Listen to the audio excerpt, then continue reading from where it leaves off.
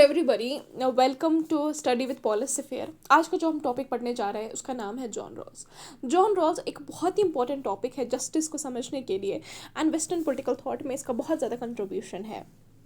अगर आपने सुना होगा कि he is the one who has revived the political theory, and इसने इसका बहुत ही ज़्यादा इंपॉर्टेंट रोल रहा है। बट इसको समझने के लिए पहले इनकी philosophy, theory of justice, justice as fairness, इन चीज़ों को समझने के लिए पहले हमें इसकी बायोग्राफी थोड़ी बहुत पढ़नी पड़ेगी। I have made this as per academic, तो मैंने जितना भी मैं हो सके जो जो मुझे पॉइंट्स लगे कि जिसकी वजह से इसकी जो फिलॉसफी शेप अप हुई है वो मैंने इसमें डाले हैं। एंड मैंने कोशिश की है मैं कम से कम वीडियो बनाऊँ और ज़्यादा से ज़्यादा कंटेंट दूँ। And I have made notes which will help you as per even I have gone through NET questions, तो उसकी वजह से भी मैंने उस हिसाब से मैंने जो है क्वेश्चंस फ्रेम यहाँ पे रखे हैं। ओके, सो पहला जो है जॉन बॉल्डी रॉज, इसका पूरा नाम जॉन बॉल्डी रॉज था and he was born in USA. जो रॉज था वो एक कंफर्टेबल एजुकेटेड फैमिली सा था। इसके जो फादर थे he was well of and he was a successful lawyer, और जिसकी मदर थी she was an social activist who has work regarding the women participation and women empowerment. यहाँ तक तो सब ठीक चल रहा था, लेकिन क्या होता है John Rawls as a child he catches diphtheria. What is diphtheria? Diphtheria is a throat disease, एक गले की बीमारी है जिसमें सांस लेने में प्रॉब्लम हो जाती है। इट्स अ कंटेजियस डिजीज, यानी कि ये फैलती है। और क्या होता है कि जब पहले तो जॉन रॉल्स को ही ये बीमारी हुई थी, लेकिन उसके यंगर ब्रदर को ये कैच हो जाती है एंड उसकी वजह से उसकी मौत हो जाती है। कुछ सालों के बाद जॉन रॉल्स को फिर से एक बीमारी होती है, निमोनिया, और उसकी वजह से उसके जो छोटे भाई है he catches this infection and he also dies. तो जॉन रॉल्स पे इसका बहुत ज़्यादा असर हो जाता है and he thinks that he did nothing to deserve this surviving, और ना ही इसके भाइयों ने ऐसा कुछ किया था कि वो जो है ये डिजर्व डेथ करते हैं। तो उसको फिर this made him think that many important things in life are determined by luck, not by our choices. बहुत सारी ऐसी चीज़ें होती हैं जो लक से हो जाती हैं और ना ही चॉइसेस से। और इसका कंसेप्ट हम उसकी फिलोसफी में भी देख सकते हैं, जहाँ पे उसने नेचुरल लॉटरी और सोशल लॉटरी की बात करती है। जैसे natural lottery are these are the things which are given by nature to us, like our physical appearance, हमारी शक्ल, हमारे IQ लेवल, हम लोग हमारी health, are we physically disabled persons और वी हेल्दी पर्सनस, ये सारा जो चीज़ें हैं ये हमारा बाय नेचर हमें देता है। और कुछ ऐसी चीज़ें होती हैं जो सोसाइटी, जो सोशल लॉटरी में, जैसे हम किस कास्ट में पैदा होते हैं, क्या हम गरीब पैदा होते हैं, क्या अमीर, क्या हम किस फैमिली में पैदा होते हैं, तो ये चीज़ें हैं। और जॉन रॉल्स का ये कंसेप्ट है कि ये चीज़ें हमें जो है हमारा फ्यूचर, हमारा फेट डिसाइड नहीं करनी चाहिए। ठीक है, ओके। सो जो Rawls he was growing up at during the great depression, ये ग्रेट डिप्रेशन में चल रहा था, जहाँ पे banks where falling of.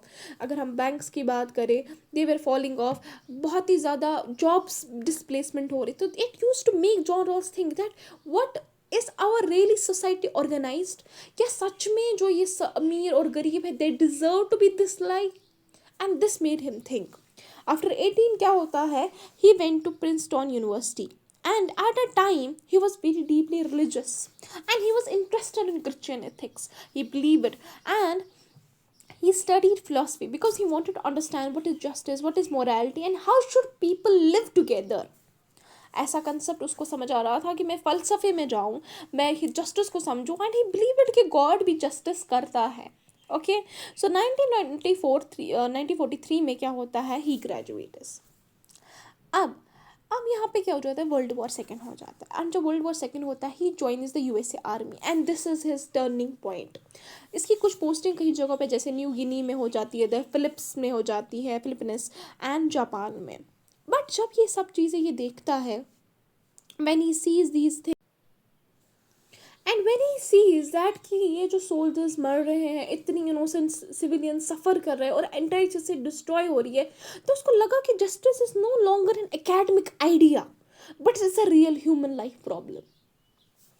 And क्या होता है, 1945 में यूनाइटेड स्टेट्स हिरोशिमा और नागासाकी पे एटॉमिक बम गिराता है, और इसकी वजह से जापान में ही उस टाइम पे जॉन रॉस था, एंड उसको समझ आता है डैट ये जो पॉलिटिकल सिस्टम है ये मस्ट प्रोटेक्ट करना चाहिए लोगों को, ना ही उनको एक्सप्लॉइट करना चाहिए, ना ही उनको इतनी ज़्यादा डिस्ट्रक्शन होनी चाहिए ह्यूमन लाइफ की। और जॉन रॉल्स का जो बिलीव था गॉड पे, अल्टीमेटली वो यहाँ पे ख़त्म हो जाता है। And he wanted to build a philosophy which should be secular in nature and which should be universal and people should accept that theory. और जॉन रॉल्स फिर से जो है प्रिंसटन यूनिवर्सिटी ज्वाइन करते हैं and he decides to devote his life to understanding justice, ताकि वो वहाँ पे पीएचडी कर सके। और जॉन रॉल्स का क्या होता है कि इसमें जब वो एक as a young philosopher he sees a problem and that many people are supporting utilitarianism. And what is utilitarianism? So utilitarianism is the greatest happiness of greatest number. It means कि ज़्यादा से ज़्यादा हमें मेजॉरिटी का सोचना चाहिए, जो majority को इंसानों को खुशी होनी चाहिए। लेकिन इसमें जो है जॉन रॉल्स देते हैं कि दैट ये कैसे आप बता सकते हो कि आप कैसे एक इंडिविजुअल माइनॉरिटी को इग्नोर कर सकते हो, आप कैसे उनके हकूक़ को इग्नोर कर सकते हो। और उसके रिटेलिएशन में जॉन रॉल जो है एक ऑल्टरनेटिव थ्योरी देते हैं, that is theory of justice. And he criticizes as I said utilitarianism. इसके बाद हम सिविल राइट्स मूवमेंट देखते हैं। सिविल राइट्स मूवमेंट ने बहुत ज़्यादा जो है उसको स्ट्रेंथन किया and he commitment towards his theory that is equality, opportunity principle, difference principle, इसकी बात होने लगी। एंड 1962 में ही इसने हार्वर्ड यूनिवर्सिटी में बात की, जहाँ पे इन्होंने सोचा कि जस्टिस क्या होता है and then he worked upon the justice. 1958 में इसका एक जर्नल आर्टिकल आता है, justice as fair. It's very important, please note it down because ये नेट में आते हैं। Theory of justice 1971। और 1993 में एक बुक आई, पॉलिटिकल लिबरलिज्म। पॉलिटिकल लिबरलिज्म क्या book, which it was I will give in a nutshell. लेकिन पॉलिटिकल लिबरलिज्म इस बारे में थी that there are different people who have different religions, who have different believes, who have different philosophies of their own perspectives of philosophies. But क्या वो आएंगे, he accepted this truth and asserts this belief that they can agree upon common political principles. And 1999 में एक law of people उसकी book आती है and this is very important कि जहाँ पे रॉल्स का जो थ्योरी ऑफ जस्टिस का कंसेप्ट है हम उसको एक्सटेंड करते हैं इंटरनेशनल स्फीयर में। हम कहते हैं कि कैसे among nations there can be peaceful and just relations in international scenario. And इस चीज़ के लिए इनको एक मेडल भी मिला था, national humanities medal from Bill Clinton 1992। This is very important as I marked a star on it. And after suffering several strokes in 1990s, Rawls' health declines and he dies on 24 November 2002 at the age of 81. And this is all। हमने देखा कैसे उसके बचपन में ही, अगर हम revise थोड़ा करें, कैसे बचपन में ही उसको जो उसके भाइयों के साथ हुआ due to this luck he calls, कैसे उसने उसकी थ्योरी को ये जो है ये काइंड ऑफ इन्फ्लुएंस किया। उसके बाद हमने देखा कैसे वो पहले तो एक रिलीजियस इंसान था, लेकिन इतना वर्ल्ड वॉर सेकेंड होने के बाद he becomes not that much supportive of religion and he wants to build a secular theory. And how then he criticized the utilitarianism and kind of strengthened civil rights movement, strengthened his commitment. This was all. And अगर आपको video अच्छा लगा हो तो please like and share subscribe. I am going to make more videos on John Rawls, his theories, his how he starts with social contract and वही हम आगे जाके पढ़ेंगे। सो प्लीज़ कमेंट सेक्शन में अपने सजेशंस बोलिए and I will be happy to answer them.